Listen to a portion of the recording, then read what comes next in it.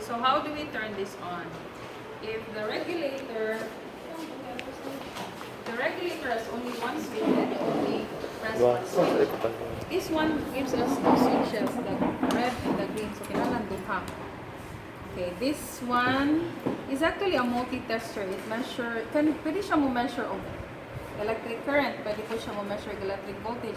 Maka-measure gali siya resistance. You can add later sa inyong notes. What is the meter that measures electrical resistance? It's sa gali unit sa resistance? Ohm. So ang meter is ohm meter. Sa unit sa kuryente? Amperes. Muna, ang device nga mo measure Ammeter. o kuryente is ammeter. Ano siya? Ammeter din. Ang voltage, di ba volts? Muna, ang mo measure nga meter niya kay voltmeter. So, kung V gali, voltmeter, kung A, ammeter. So, you need to turn this on. So, what did I say earlier? Is there kuryente? Look at the meter. Yes, there is. Ano man? Kaya na ang may voltahe. My connection with the wires and our circuit is closed. Check if I will open the circuit. It's like turning off the switch. Na ay voltahe, na ay wire, pero open man ang circuit. Mura bag i-off na kung switch. That's why there is no kuryente. So I hope now you believe me nga kinahanglan katong tulo would be present. For electron to flow or kinahanglan natin electric current, you need the voltage, you need the wires, and you need a closed circuit.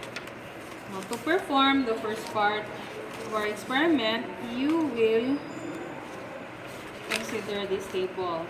Look at this one. You need to measure the open circuit voltage. So, I would suggest you take this out first. Okay, and read. What is the reading in the voltmeter? You tally it under E equal to EMF. And after that, you bring it back. Okay? There's really a slight difference. Okay. Now, we will consider resistances. My suggestion, we start with 20 because the pattern is better. So, if this is 2, you multiply that by 10. So, we are dealing here with... Can I borrow? So, first trial, 20 ohms na siya. Okay? And whatever is the reading in the voltmeter, tally it under V. Whatever is the reading in the ammeter, tally it under I or observed kuryente. And then you increase it by 10. So you go to 30. So at 30, na 30 na siya. What is the voltage and what is the kuryente? Then you increase it to 40. Read again the voltage and the kuryente. Is Ohm's law true? Ohm says, kung magkadako ko ng resistance, magkagamay kuryente, tinuod. So you check that later, ha? And then when we vary one, the other one is affected. So in part 1, we are varying resistance. And usually this setup is designed as such na ini-vary sa resistance, mo-vary ang kuryente because we need to check tinuod ba kung magkadako ang resistance, magkagamay ang kuryente. So the other one is held constant. So please take note of this. When you perform this experiment, usually what is on the first column is to be held constant.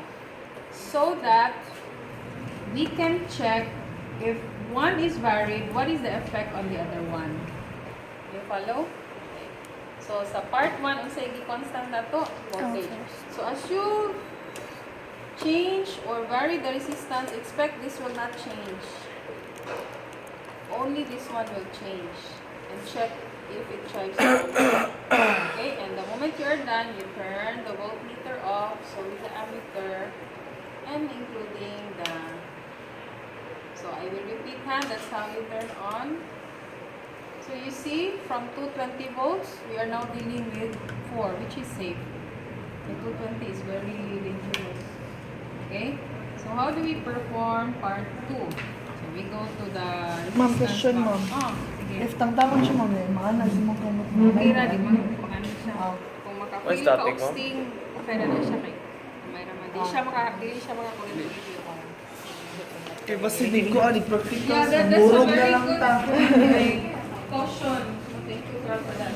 So if passive, you should touch only the insulated parts. Avoid touching the metal parts. Okay? Kasi maka-feel jud mo sa stain sa... Ato answer na lang Hi Mark, what is your feeling today? Tingnan ko, ma'am. Are you okay? Na may chemistry. You feel good? Hi Steph, how are you today? Okay. Is it like this? Is it It's mechanical energy converted to electrical energy. so it's AC also? DC na siya. Kaya kung AC, kinala makagdamay. Tahi. Kaya siya gamay lang siya. So, DC na siya. Ma'am, how are you feeling today? So, where are we now? Okay, very good. Kasi di ako nanay ko, no? Can we on sa country voltmeter ammeter? Orange button. I-post niya ni Mark. Oh, i-on ang I'll try. voltmeter. Ma'am, dapat sequence siya mga una ang A, then last ng B. Okay lang. Bisa, pwede lang. Isang mabalik. So, we will... Ay, hindi na lang. Okay, here. When we perform this, we will only transfer... These are called alligator clips. We will only transfer the alligator clips either sa B or sa mga letter H. Do not touch point A, ha? And do not even clip this at A. Why? It will cause a short circuit. What is a short circuit? A short circuit is such nga, ang resistance niya 0. So, kung 0 ang resistance, ang kurente infinite. Which is, di ba? Ang atong concept sa short circuit makaguba. Yes, it can. Okay, grabe ang surge sa kuryente, so it can damage a particular setup. So here, instead of the resistance box, we're using a resistance board wherein we have wires here. These are conductors of electricity. Now, if you would recall, ang resistance sa wire, depende na sa length sa wire. It depends also on the thickness of the wire. It depends on the kind of wire. Like mentioned earlier, gold is very efficient compared to copper. So this wire, we consider its length from A to B. Considering ang iyang thickness o iyang klase, we already determined this nga. From A to B, it gives us a resistance of 5.6 ohms. So with 5.6 ohms of resistance, and this is the voltage, and this is the kuryente, you will tally the kuryente under I and the voltage under V. And then what you're going to do next is to transfer the alligator, that clip that is at point B. The transferring is just following the letters. After B is letter C. So you transfer at C. If you make subay, the length of the wire now is from there going here. It's now twice the length. That means the resistance that we are dealing with is twice 5.6, which is 11.2. If the resistance is increased, as mentioned, you expect that this one is constant because that's the first column. That's how the setup is designed. If resistance is varied, what is its effect on voltage? So you tally that under VO. And then you transfer it at B. So gikan sa B, at sa C, then sa D. Now, the length is 3 times. Pila may 5.6 times 3. Oh, you tally that under here, ha? 16. Yan ako kawawa mo computer. And so on. So, see, this has remained constant. And what is the effect on voltage? So, what's the relationship between resistance and voltage? Are they directly proportional or inversely proportional? And then you continue transferring to E, to F, until you reach the last trial. Okay? Do you follow? And if you are done, you clip it back to where it was originally clipped. Okay.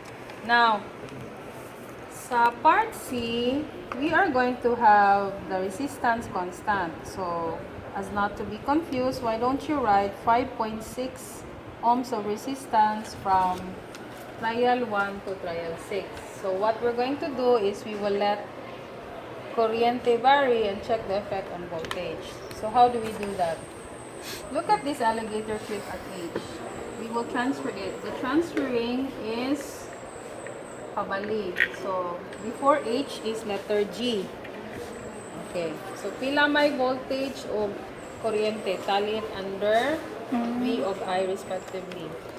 Then trial 2, you go to F and so on and so forth. Most likely, this is the last. Ayaw jud i-click diri sa A, ha? So, kani siya Dili na i-clip dito. Kani po di na i-clip sa A. Okay? So you can transfer it to any letter but A is prohibited. Okay? So, how do we transfer the clip at B? Oh, sorry. Pa-follow ta sa order B, C, D. Pero ang sa H, pabalik. H. And then, for the three tables, you are going to compare whatever was observed with the computed. So, pareha ni. Nag-observe ta kuryente using the ammeter. We will compare it if we will compute for kuryente. How do we compute? The equation is on the board. So, you are going to divide voltage with the resistance. And tally it over here. And then get the difference between the two. Tally it here. Please get the absolute value. To get the difference, it's always bigger value, whichever is bigger minus smaller value divided by bigger. And you do the same here. So, diri, nag-measure man ta og voltage using the voltmeter. And you are asked to compute for it. How do we compute? The board says voltage is kuryente times resistance. Okay? So if ever you have questions, you have to ask. You do not